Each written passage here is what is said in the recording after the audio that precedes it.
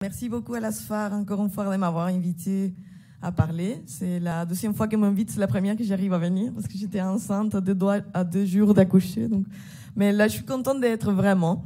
Et donc ici, déjà, avant de commencer, je vais essayer de pas dépasser le temps, mais de toute manière, j'ai beaucoup de choses à vous dire. Je vais juste faire un petit mot, c'est que cette présentation, je l'ai préparée en collaboration avec une université au Chili, avec lesquelles on a un partenariat avec une école à Tournai, une école kinésithérapeute, un laboratoire de l'effort, où on est en train tout doucement de se pencher justement sur les tests d'effort chez les patients critiques. Donc, je suis ravie de vous avoir fait connaissance déjà à la SFAR.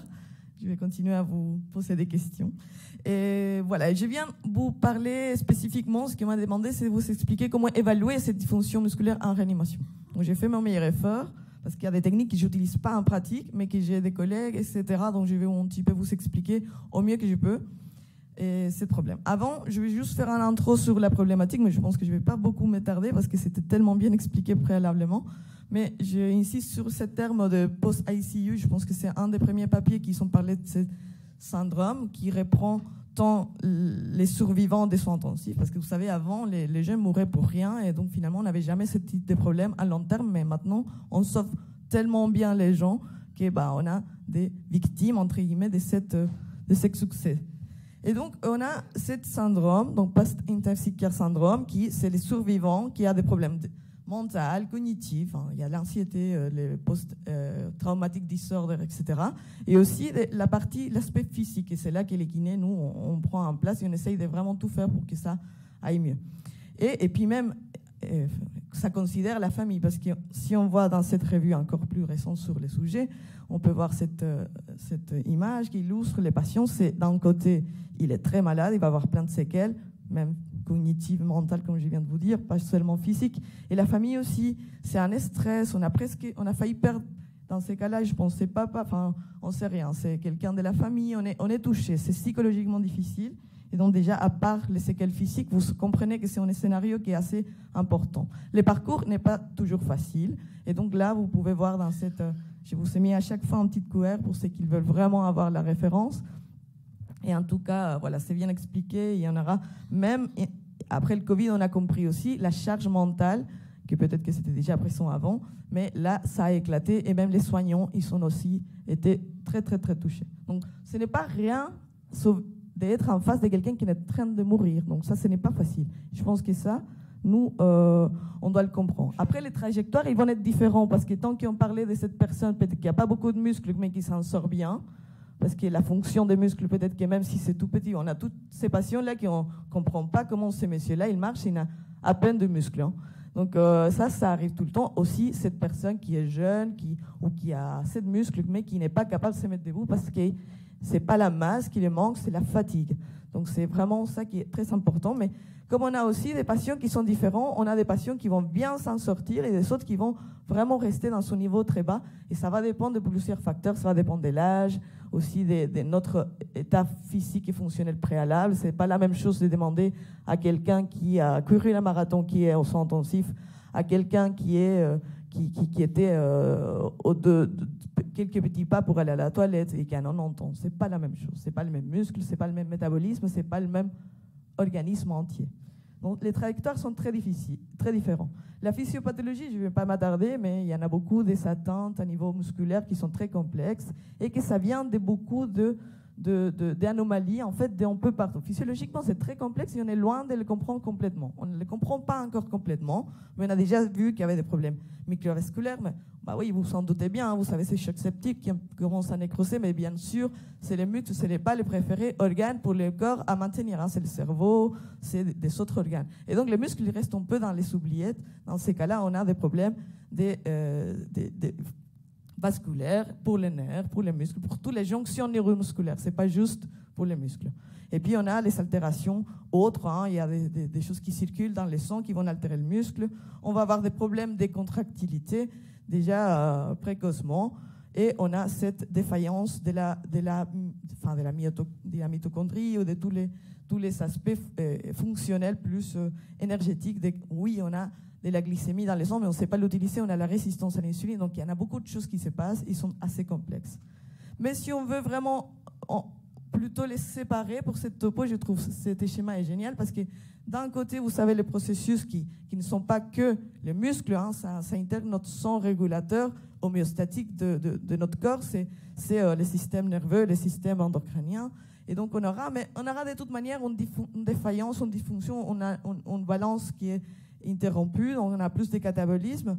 On aura aussi une disruption structurelle, donc pour faire pas très long cette explication, mais on a un problème structure, donc l'atrophie, si on veut appeler ça sarcopénie ou cachexie, enfin, je pense qu'il y en a des termes qui sont... Mais si on peut parler juste de l'atrophie musculaire, si on veut être plus général, on aura cette atrophie qui augmente, et aussi toutes des voies où on a la mitochondrie, hein, c'est très important, bon, c'est finalement le moteur de notre cellule. On a donc une perte de la fonction. Donc quand je vais vous parler un peu de l'évaluation, je vais essayer de faire un peu la part des différences entre c'est une évaluation de la structure ou de la fonction. Okay. Donc évidemment, je suis d'accord avec vous, il faut utiliser les deux.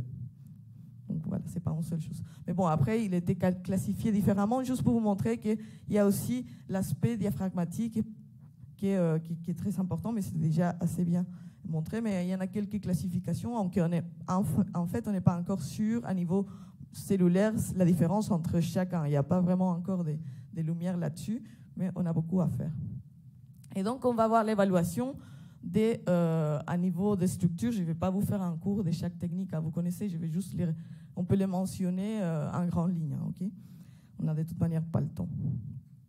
Donc on a les scans, comme on vient déjà de le voir. Les scans, on peut voir la masse musculaire et on peut faire la différence. Donc il était déjà montré que faire cette scan des muscles, un des muscles à niveau de L3, L4, bah, il était associé à une mortalité qui était, donc ce qui était normal mourait moins que ce qui était vraiment atrophique. Donc ça montre la différence qui est quand même perdre la masse. Ben, voilà, c'est quand même assez important. Donc c'est associé avec la mortalité. Ça, on l'a déjà vu. Et donc, on voit des différentes méthodes. Il a fait ici de l'ultrason, c'est ce qu'on voit ici. Mais il a aussi regardé la fibre cross-sectionnelle area, c'est l'aire de la fibre musculaire. Donc ça, c'était des biopsies musculaires, de la taille de la fibre. Et en troisième lieu, lui, il a fait des blessures biochimiques sur... il a pris les rapports entre la protéine et le DNA. Donc, c'est un marqueur aussi biochimique qui nous parle un peu de la présence de structures protéiques. Et donc, il a dépisté que plus on avait des attentes d'organes, donc on est plus sévère, plus on perd la masse. Donc ça, c'est aussi associé quand on doit prioriser à quel patient on donne de soins, mais ce n'est pas ce qui va remonter des mains que je vais faire marcher, c'est plutôt ces patients-là qui il y a les risques de rester hyper longtemps. Okay.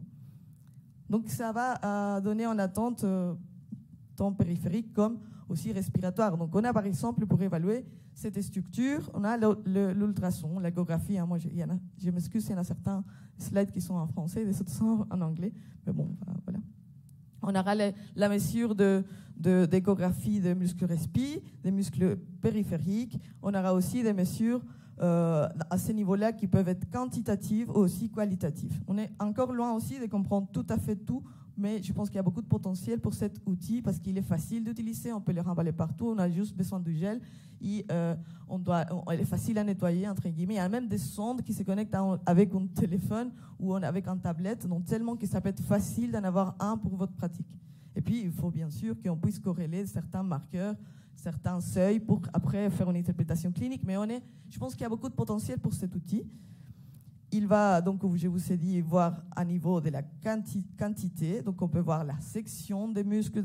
Ça peut être un ventre, ça peut être les vastes internes, ou ça peut être tous les quadriceps. On fait la somme, ou bien tous les muscles. Enfin, voilà, on peut voir la section. On peut voir l'épaisseur. Et à niveau de la qualité, il y en a aussi certaines pistes. Je vais vous montrer ça un petit peu plus en avant. Mais si on s'attarde sur le muscle respiratoire, si on peut regarder les diaphragmes, il y a moyen de regarder donc l'épaisseur des diaphragmes, comme vous pouvez les voir ici. Vous pouvez les voir avec un certain protocole de placement précis. Ça, vous pouvez les trouver dans les références. Ça, c'est assez décrit. Et même s'il y en a plusieurs, même on n'est pas encore d'accord lesquels c'est le meilleur moyen de le faire, mais je pense que voilà, il y a du travail là-dessus. On peut regarder dans cet épaississement, mais on peut aussi, comme c'est dynamique, parce que le diaphragme, même si le patient il n'est pas collaborant, enfin, le diaphragme, il est là, il bouge parce qu'on le ventile. Donc, en soi, c'est une mesure fonctionnelle, mais pas vraiment de la fonction du muscle en soi. Enfin, voilà, s'il suit le mouvement, il ne va pas s'grossir forcément, mais s'il travaille, normalement, on devrait voir ces grossissements. Mais on peut l'évaluer tout de même, même s'il n'y a pas de collaboration. Okay, ce n'est pas comme les MRC qu'on ne sait rien faire si le patient ne collabore pas. Et donc ici, on peut suivre ça et on peut faire ce rapport entre l'inspiration et l'expiration. Et on peut le faire aussi dans des modes M, par exemple, dans lesquels on va voir à plat cette différence et pouvoir... il y en a quelques seuils aussi qui sont cliniquement importants. Déjà, dans ce domaine, je pense que l'échographie des muscles diaphragmatiques, elle est beaucoup plus étudiée. Et actuellement, on a quelques seuils pour pouvoir dire, voilà, si j'ai un épaississement trop bas, c'est parce que le muscle ne se contracte pas. Et donc, du coup, mon patient, il n'a pas cette force pour que je l'extube. Donc, ça peut prédire les risques d'échec de l'extubation, par exemple. Donc, c'est en mesure qu'il y a déjà une valeur qui est très importante. Il y en a des gens qui l'ont inclus dans leur pratique avant de prendre la décision de faire un sévrage. Et donc, on peut voir aussi ici des différents modes. Il y a deux approches pour regarder les diaphragmes. Donc, tout ça est bien expliqué dans la littérature. Et on peut mettre ce mode encore M pour voir ces mouvements. Donc, ça, c'est l'excursion, en tout cas. Donc, ça, c'est pas les grossissements, ça, c'est l'excursion. C'est une autre façon de regarder le mouvement de diaphragme. Et ça, on peut le mesurer avec l'échographie. Il y a moyen de faire ça de façon plus ou moins précise. Il faut juste s'entraîner. Et je pense qu'un entraînement avec 10 malades au moins, qu'on puisse vraiment se faire la main, plus ou moins, il y a un risque de biais professionnel, évaluateur, qui n'est pas très énorme. Donc, n'ayez pas peur de dire « Ah non, c'est trop difficile ». Vous pouvez vous mettre à le faire et ce n'est pas assez lent de s'entraîner et de pouvoir le faire.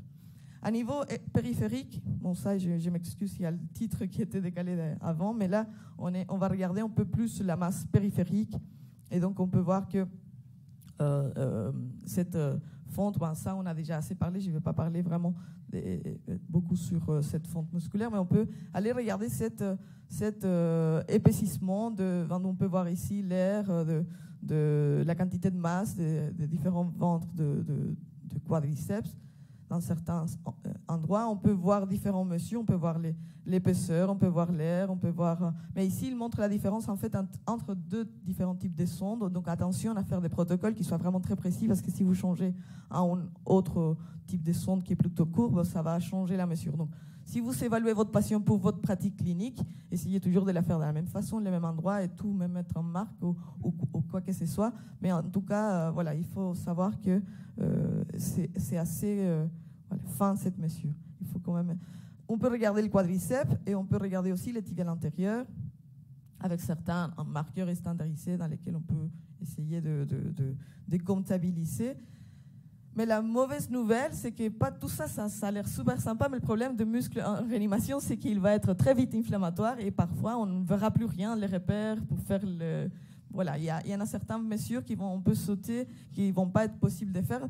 Donc on a aussi des mesures d'échographie qui sont pour justement montrer cette qualité, cette inflammation. Donc il y a certaines données qui commencent à nous guider un petit peu plus pour les utilisateurs d'échographie.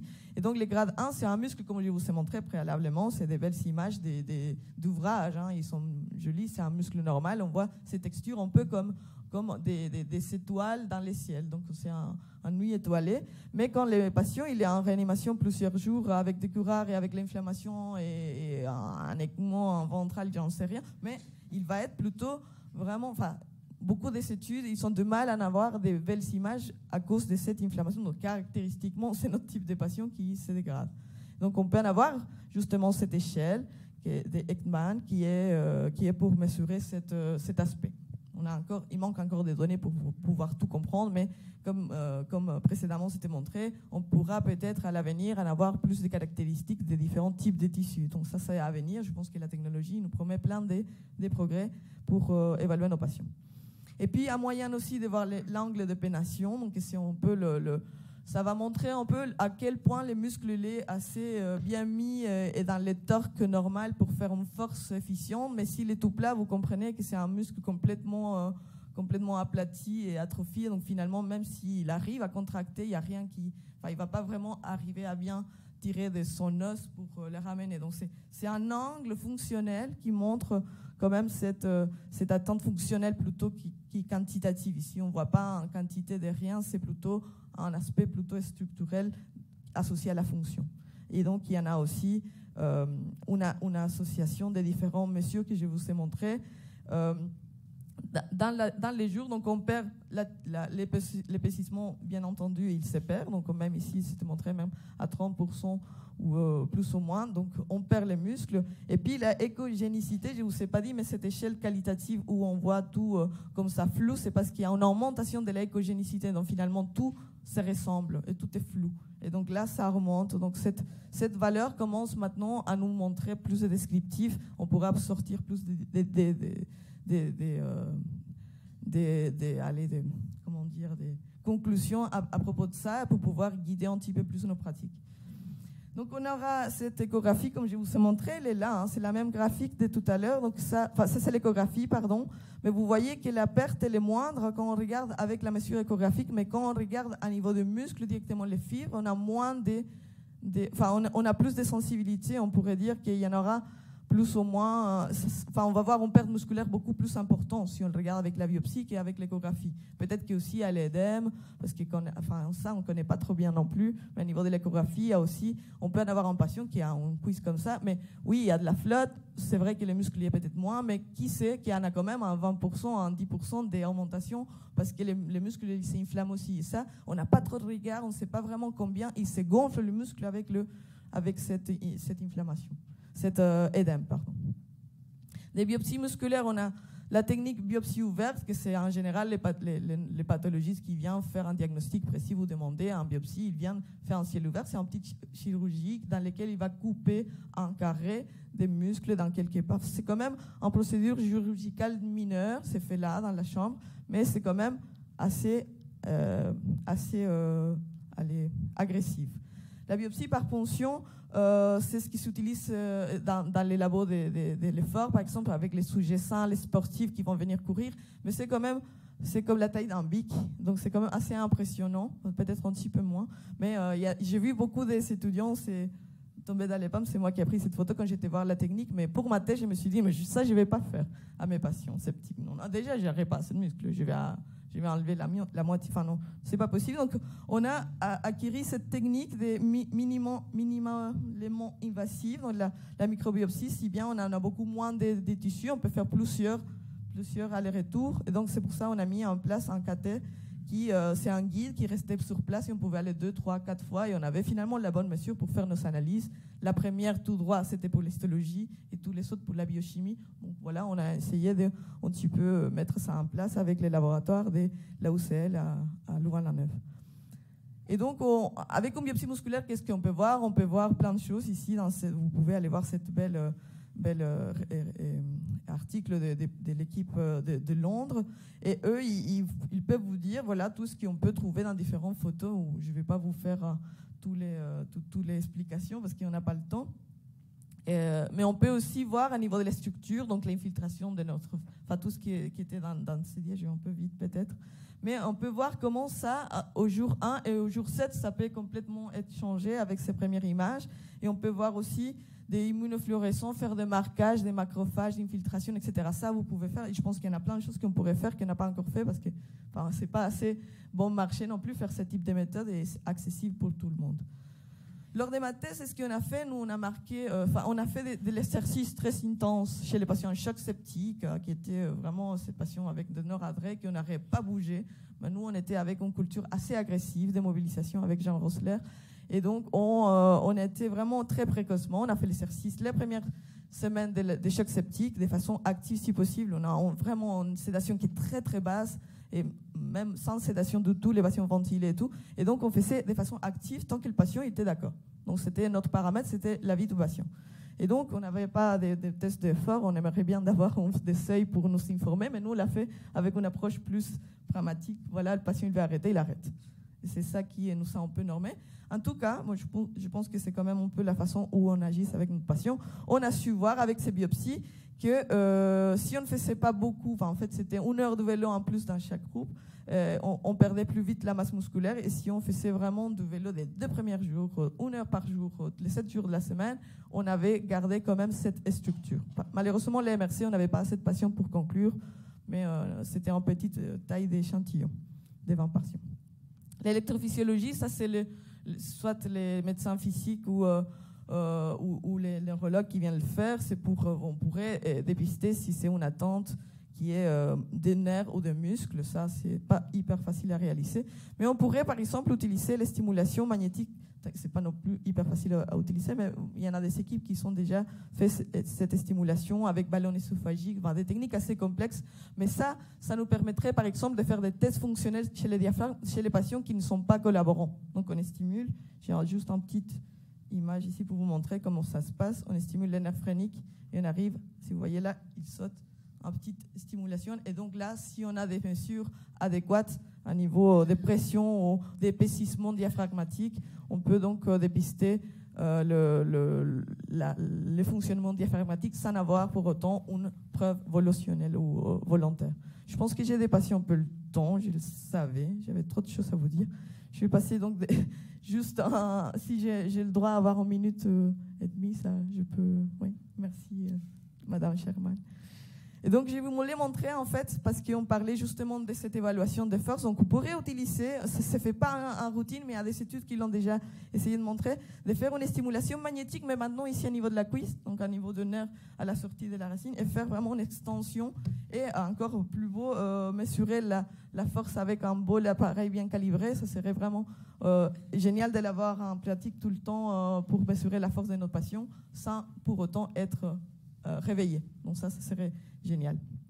Mais les patients, quand ils est réveillé, avec des 5 commandes, par exemple, qui a décrit De Jong, on pourrait, par exemple, faire des tests avec l'électrophysiologie, par exemple, appliquer test de fatigue. Ça serait génial de pouvoir faire. Mais il y a des études qui ont déjà testé l'idée, ou des tests avec, à nouveau, cette électrophysiologie. C'est juste des l'EMG, c'est seulement qui sont applicables facilement pour les kinés. Nous, on a au labo, et on a envie de faire beaucoup de travail par rapport à ça, parce que c'est facile à mettre, en fait. On trouve bien le point, et hop, on voit que la signal est bien mise. Ici, ils sont comparés, les gris, c'est des patients critiques, et les blancs, c'est des sujets contrôle, et ils sont fait un exercice incrémental, et ils sont regardés l'activité des muscles. Donc, incroyablement, les patients, ils ont fait beaucoup plus de contractions musculaires que pour un effort qui était beaucoup plus petit, parce que si vous voyez, même si les bords étaient les mêmes, ici c'était 3 watts, et ici c'était 35 watts en moyen. Donc, c'est vraiment très peu. Mais ils utilisent plein de muscles.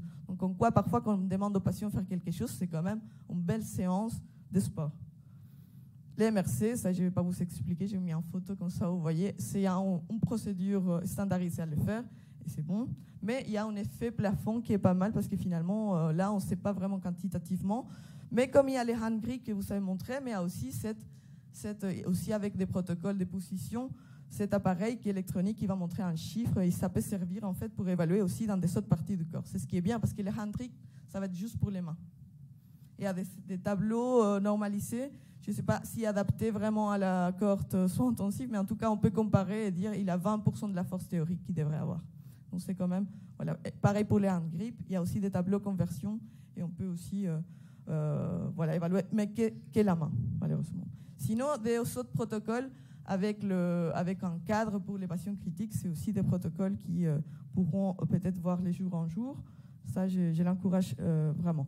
Le dernier mot, donc la perte de la fonctionnalité, elle va être différente chez chaque patient. Des patients qui vont complètement tout perdre, des autres qui vont avoir des allers-retours tout le temps. Donc, on ne peut pas non plus comparer un seul moment de la récupération. Et ça va être jeune malade et personne âgée malade. Donc, c'est vraiment, ça va être, la chute va être vraiment différente dans chaque type de patient. Donc, l'évaluation fonctionnelle, je ne vais pas vous montrer. Il y en a plein de différents des différentes mesures fonctionnelles, des échelles fonctionnelles. Je vous mets une petite liste ici. Il y a différents types d'évaluations qui peuvent être fonctionnelles utilisées en soins intensifs. Je vous encourage à l'utiliser, parce que dès que votre patient il est capable de faire des choses, on peut évaluer des activités qui sont adaptées. Il y en a certains qui sont un peu logiquement, visiblement assez bien, et avec une fonction respiratoire inclue. Donc, si on peut l'envisager dans la chambre de malade et regarder l'évolution aussi, ça peut encourager la fonctionnalité. Voilà, je vais finir avec ça. J'ai mis mes take-home messages. Donc, c'est très utile pour prévenir dans les complications. La surveillance doit être rapprochée. de l'évolution de notre malade. On peut personnaliser aussi, parce que comme les trajectoires sont différentes, il faut personnaliser les soins qu'on donne à chaque patient aussi. Donc, on ne peut pas demander les mêmes choses à tout le monde. Merci beaucoup pour l'attention et désolé pour le